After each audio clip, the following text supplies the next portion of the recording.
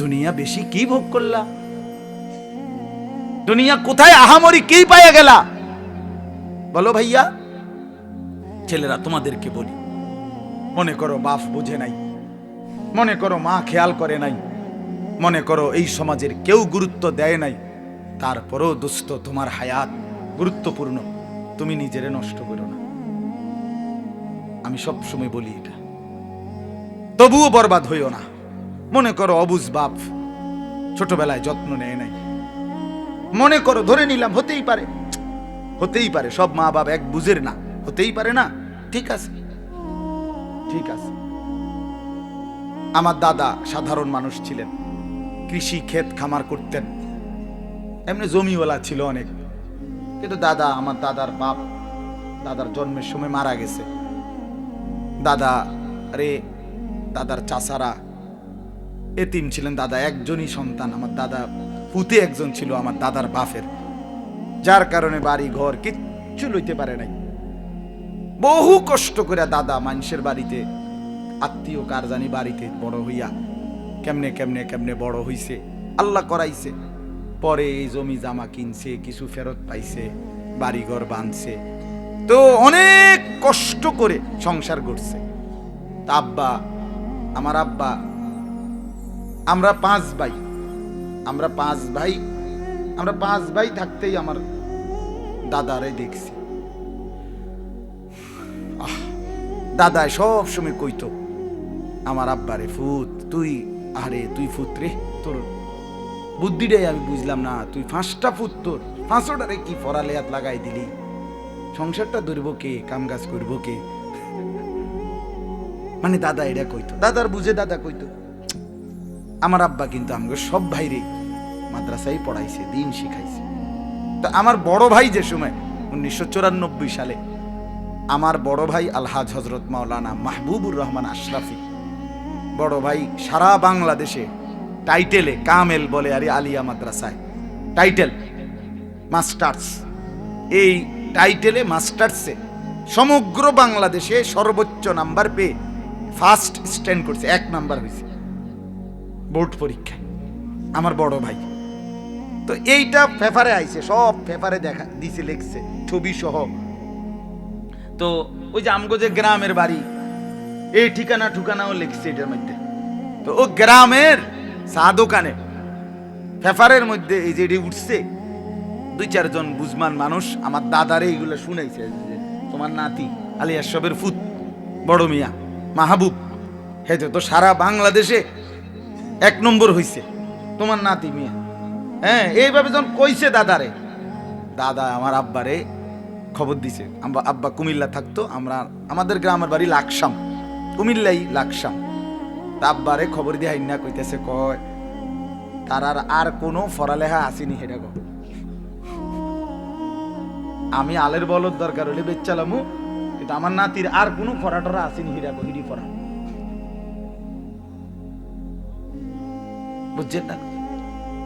এরপরে আব্বা তো খুব খুশি হয়েছে, আরে আমি বাপের কত কথা শুনছি ফুতগুন্ডে ফরাইতে গিয়া, আজ তো আলহামদুলিল্লাহ বাপ মানে দাদাই বুঝছে। তা আমার বলার উদ্দেশ্য হইল, হতে পারে সংসারের কত মানুষ বুঝে নাই, কিন্তু তাই বলে বাপ তুমি তোমার ভবিষ্যৎটা নষ্ট করে দিও না, আমি অনুরোধ করছি। এইখানের কয়েকটা ছেলে, এগুলোর লগে শয়তান আছে, এই যে ইবলিস এখানে বসা, এই যে তুমি যে বুট খাও, এ তোমার লগের গুণ মিল্লা, ফালতু ছেলে, এনে বসে বসে বুট খাও কেন বেটা? মানে দুষ্ট দেখেন এতগুলো মানুষ, কিন্তু এরা এদের ঠাট্টা মস্কারি এটা করেই যাচ্ছে। কিসের মুরব্বি, কিসের হুজুর, কিসের আমরার বান্দরামি, যাতে 1 মিনিট ইবলিস আমগর থেকে আলাদা হইতে না পারে, এই জন্য ইবলিসকে ফাও ধরিয়া বইয়া রায় যে তুই যাইছা দোস্ত, এটা অপদার্থ কথা। তোমার পাশে মুরব্বি বসা তুমি দেখো না? আমি দেখছি না মনে করো? হ্যাঁ, আমার এটা সিদ্ধান্ত জীবনের, আমি টর্চ লাইটের মতো চোখ ঘুরাই, একজন হইলে একজনকেই বলবো, কিন্তু আমি পরিবর্তন চাই। কথা বুঝেন নাই? আমি বদলাইতে চাই। ছেড়ে দিলে হবে না বাপ, ছেড়ে দিল কিচ্ছা আমিও জানি, আমি রহিম রুব্বানের ঘটনা পুরাটা জানি, সত্যি। এই মোহাম্মদ আসে, বিশ্বাস করো আমি জানি। বেহুলা লক্ষিন্দরের ঘটনা আমি পুরা কইতারো, আপনি শুনবেন আমার থেকে, সারা রাত লাগবে ইনশাআল্লাহ কইতারো। এই যে বেহুলা কিভাবে লক্ষিন্দরের যে সাপে কাটছে, এরপরে দেয়া কলা গাছের ভেলাত কইরা নদীতে ভাসাইছে, এরপরে মনসা দেবীর কি দিছে, পূজা দিছে, আর এরপরে লক্ষিন্দরের আবার জীবিত হইছে। আমার হিন্দু ধর্মের বিখ্যাত কাহিনী এটা, বেহুলা লক্ষিন্দরের কাহিনী, বুঝছেন? আমি এটি জানি তো, আমার কাছে বেহুলা লক্ষিন্দরের 2টা বই আছে, আমি বগুড়ার থেকে কিনে আনছি বেটা। আমার বোনের বাড়িতে গেছিলাম, ওইখানে দেখছি এক জায়গায় বেড়াইতে গেছি, আর হ্যাঁ বই বেছে বেহুলা লক্ষিন্দরের বাসর ঘর, তেডি কিনছি 2টা বই। গল্প বলে কি লাভ বাপ, কাহিনী বলে হাসি ঠাট্টা মজাক করে কি লাভ? আল্লাহ আমাদেরকে বুঝ দান করে। ফেরানো দরকার, কষ্ট করতে হবে, ছেলেদেরকে ফেরাইতে হবে। বললাম না, একদম লাগাম ছাড়া, বেশি লাগাম ছাড়া। অনেক ছেলে পেলের কোনো জিন্দেগির কোনো লক্ষ্য উদ্দেশ্য কিচ্ছু নেই, কিছুই জানে না, সে কি করছে কেন করছে কিচ্ছু জানে না, কিচ্ছু জানে না। হে বুঝে এ যে পড়লে পড়লাম, না পড়লে বিদেশ, না হলে আব্বা আছে গদ্দুয়ার বিয়ে শাদী করাই দিব, এরপরে একটা না একটা কাম মিললেই যাইব, এই খালাস। আহারে এটা তো কথা না, ভাত তো মিলেই যাবে, দুনিয়া তো মিলেই যাবে, কিন্তু আখেরাত মিলবে কিনা এটা না দেখার বিষয় ভাই, এটা তো বিবেচ্য বিষয়। পরকাল তোমার বাপের যোগ্যতা দিয়ে আসবে না, তোমার যোগ্যতা দিয়ে। কসম আল্লাহ, দুনিয়া হয়তো তোমার বাপের কান্দে ভর করে চললা ভাইয়া, কিন্তু আল্লাহর কসম হাসরের মাঠ কবর তোমার বাপের যোগ্যতা দিয়া চলতে পারবা না।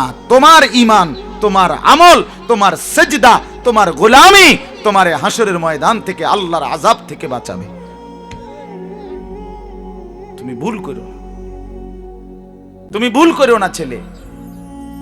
হাদিসে আছে আল্লাহর নবী সাল্লাল্লাহু আলাইহি ওয়াসাল্লাম আম্মা জান ওনার মেয়ে ফাতেমা, ফাতেমার ঘরের দরজা ফজরের নামাজের ওয়াক্তে করা নাইরা ফাতেমাকে জাগাইতেন, আর নবী বলতেন, ফাতেমা কুমি লিসসালাহ, মারে নামাজের জন্য উঠ মা, ফজর পড় মা, আনকিজি নাফসাকে মিনান নার, তুমি মা নিজেকে জাহান্নামের আগুন থেকে বাঁচাও। ফা ইন্নী লা উগনি আনকে মিনাল্লাহি শাইআ, নবী বলতেন, ফাতেমা হাসরের ময়দানে মুহাম্মদের মেয়ে এই কথা বললে আমি তোমার কোনো উপকার করতে পারবো না। ও বাপ, এবারে কোন তো আপনাদের কার ঘরে ফাতেমার চাইতে দামি মেয়ে আছে? ও ভাই বলেন না চাচা, ফাতেমার চাইতে দামি মেয়ে কারো ঘরে আছে? ফাতেমা কে চিনেন? ফাতেমা সে যার বাবার নাম মুহাম্মদুর রাসূলুল্লাহ সাল্লাল্লাহু আলাইহি ওয়াসাল্লাম। বাবা, ফাতেমা সেই মেয়ে যার মা খাদিজাতুল কুবরা রাদিয়াল্লাহু তাআলা আনহা, যাকে আল্লাহ সালাম দেয়, যাকে জিবরাইল সালাম দেয়। হাদিসে আছে হযরত খাদিজাকে সরাসরি আল্লাহ সালাম দিয়েছে। জিবরাইল আয়েশা বলছি, ইয়া রাসূলুল্লাহ, খাদিজাকে আল্লাহর পক্ষ থেকে সালাম, আমার পক্ষ থেকেও সালাম। ফাতেমা সেই বেটির মেয়ে, ফাতেমা সেই মেয়ে যার স্বামী সাইয়্যিদুনা আলী রাসূলুল্লাহর কলিজার টুকরা। ফাতেমা সেই মেয়ে যার 2টা ছেলে হাসান হুসাইন জান্নাতের যুবকদের সর্দার। ফাতেমা সেই মেয়ে যার দুলা ভাই সাইয়্যিদুনা উসমান জিন্নুরাইন নবীর আরেক কলিজার টুকরা। ফাতেমা সেই মেয়ে যার 2 নানা, সৎ নানা হারি 2 নানা সাইয়্যিদুনা আবু বকর ওমর, কারণ আবু বকর ওমরের 2 জনেরই মেয়ে রাসূলুল্লাহর স্ত্রী। তো যদিও ওই ওদের ঘরে উনি না, কিন্তু এরাও তো ওনার সৎ মা, কথা বুঝেন নাই? তা তাদের বাপ নানা না, আবু বকর যার নানা, ওমর যার নানা, ওসমান যার দুলা ভাই, আলী যার স্বামী, হাসান হুসাইন যার সন্তান, মুহাম্মদ সাল্লাল্লাহু আলাইহি সাল্লাম যার বাপ, খাদিজা যার মা। এগুলি আল্লাহ নবী কয় মা হবে না এগুলা দিয়ে, এগুলো দিয়ে সেজদা দেখাইতে হবে। আমগো বেড়ি তেরে কইয়ে আমরা বেড়ি যেই রঙে আছে, আহারে আমি কি ইরমু তে বেড়া আইনা দে, আমি রাইন্দা দেই, শেষ এবারে ব্যস্ত যাইব গা। আহা, হ্যাঁ, আল্লাহ তাআলা বলেন, আমার বান্দা বলো তো, আমি আল্লাহ তাআলা যার অন্তরকে, যার বক্ষকে ইসলামের জন্য প্রশস্ত করে দিলাম, খুলে দিলাম, ফাহুয়া আলা নূরিম মির রাব্বি, পরবর্তী জিন্দেগিটা একেবারে জান্নাতে পৌঁছা পর্যন্ত সে সরাসরি আমি আল্লাহর পক্ষ থেকে প্রেরিত একটি আলো, নূর এর উপরেই চলতে থাকবে, চলতে থাকবে। আমি তার জিন্দেগিতে একটা আলো জ্বালায় দেব, ওই আলোতে সে সবগুলো নেক আমল করবে, গুনাহগুলো বর্জন করবে, একদিন হাসরের ময়দানে দাঁড়াবে, সেখান থেকে ফুলসিরাত পার হয়ে জান্নাতে পৌঁছে যাবে। আফামান শারাহাল্লাহু সাদরাহু লিল ইসলাম, যার অন্তর, যার বক্ষ, যার সিনা, যার কলিজা আমি আল্লাহ ইসলামের জন্য প্রশস্ত করে দিলাম। আল্লাহ বলে, বলো তো এই লোকটা আর যার অন্তরটা এমন হলো না, এই দুইটা লোক কি বরাবর? কথা বুঝছেননি আমার? এরপরে আল্লাহ বলেন, ফাওয়াইলুল লিল কাসিয়াতি কুলুবুহুম মিন যিকরিল্লাহ। যুবক তোমরা শোনো, বন্ধু, কোরআন থেকে শোনো, এর চাইতে চূড়ান্ত বাস্তব সত্য যৌক্তিক কথা তোমার বাংলা বইতেও নাই, অঙ্ক বইতেও নাই, ইংরেজিতেও নাই, পদার্থ বিজ্ঞানেও নাই, জীববিজ্ঞানেও নাই, রসায়ন বিজ্ঞানেও নাই, তথ্য যোগাযোগ প্রযুক্তিতেও নাই, তারপরে কোনো কিছু তোমার ওই কিরিং কিরিং এ নাই, প্যাক প্যাক এটার মধ্যে এটা নাই, এটা তোমার ওই ফালতু কথার মধ্যে নাই। এর চাইতে সুন্দর কথা, এর চাইতে দামি কথা, এর চাইতে পবিত্র কথা, এর চাইতে যৌক্তিক কথা আল্লাহর কোরআনের চাইতে পৃথিবীর কারো কাছে নাই। ওমান আসদাকু মিনাল্লাহি কিলা, আল্লাহ বলে, বান্দা বলো, আমি আল্লাহর কথার চাইতে অধিক সত্যবাদী কার কথা? বলেন কার কথা? আল্লাহর কথার চাইতে অধিক সত্য আর কারো কথা হইতে পারে? পারে না, কোনোভাবেই না। তো আল্লাহ তাআলা বলেন, কথাটা খেয়াল করেন, আল্লাহ বলেন যার বুক, বক্ষ, অন্তর ইসলামের জন্য আমি আল্লাহ প্রশস্ত করে দিলাম, খুলে দিলাম, ইসলাম যার কাছে পছন্দ হয়ে গেল, কলজাত বৈশা গেল, সে যেন আমি আল্লাহর পক্ষ থেকে এমন একটা আলো পেল, ওই আলোটাই তাকে এবার জান্নাত পর্যন্ত পৌঁছায় দেবে। এবার আল্লাহ বলেন, ফাওয়াইলুল লিল কাসিয়াতি কুলুবুহুম মিন যিকরিল্লাহ, দুর্ভোগ, লাঞ্ছনা, জাহান্নাম ওই অন্তরের জন্য যে অন্তর বক্র, উল্টা, মিন যিকরিল্লাহ, আল্লাহর স্মরণ থেকে, আল্লাহর ইবাদত থেকে, আল্লাহর গোলামি থেকে, আল্লাহর জিকির থেকে, আল্লাহর বন্দিগি থেকে যেই অন্তর উল্টো হয়ে গেল, তার জন্য লাঞ্ছনা, তার জন্য দুর্ভোগ, তার জন্য মন্দ কপাল। উলাইকা ফি দালালিম মুবিন, এক ডাইরেক্ট বাংলা কোরআন শরীফের আয়াত, সরাসরি আল্লাহ বলে, যার অন্তর আল্লাহর স্মরণ, আল্লাহর দ্বীন, আল্লাহর ইবাদত, আল্লাহর বন্দিগি, আল্লাহর হুকুম মানা, কোরআন সুন্নাহ থেকে উল্টা, আল্লাহ বলে সে, তারা সুস্পষ্ট গুমরাহির মধ্যে, পথভ্রষ্টতার মধ্যে নিমজ্জিত। আর কেমনে কইতো? আর কেমনে করলে বুঝতে? কোরআন পড়নেওয়ালার লগে, কোরআন মাননেওয়ালা, তার লগে যারা তুলনা দিতে চায় নিজেদেরকে, তোমরা কোনো বেল আসিনি কোনো নাকি? হ্যাঁ, কি তুলনা দাও বেটা? কি দিয়ে তুলনা দিচ্ছ?